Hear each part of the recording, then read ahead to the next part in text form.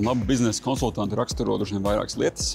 Pirmkārt jau tā situācija, kurā mēs pēc viņa saucam. Jā, tas ir tā situācija, kad mēs gribam uzzināt to, ko mēs nezinām relatīvi īsā laika posmā. Veselais saprāts, common sense ir tas, ko nevienmēr var satikt. Un ja tu satiec biznesa konsultantu, kuram tas piemīt, tā ir tā kā liela svētība un vērtība. Viens, un divi ir tas, ka biznesa konsultantam ir jāvar atnest tādas zināšanas, kuras mēs nevaram ātri paši iegūt.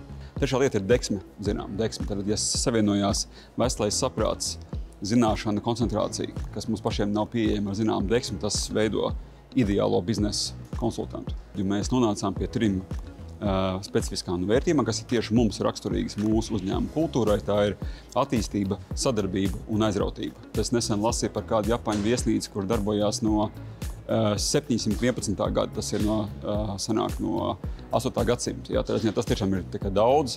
30 gadi tas ir labs ieskrējiens, un vismaz mēs jūtamies jauni. Jā, es domāju, ka arī PVC nav pamata sevišķi sagumt un ir ar zinām jaunības dzirksti jāskatās uz priekšu. PVC galvenais novēlējums ir tādā ziņā, ka kopā ar PVC mēs esam satikuši šīs 3 vērtības, satikuši gan deksmi, satikuši zināšanas un satikuši pats galvenais veselo saprātu. Tātad mans novēlējums būtu to veselā saprātu koeficientu turēt stipru un arī turpmāk.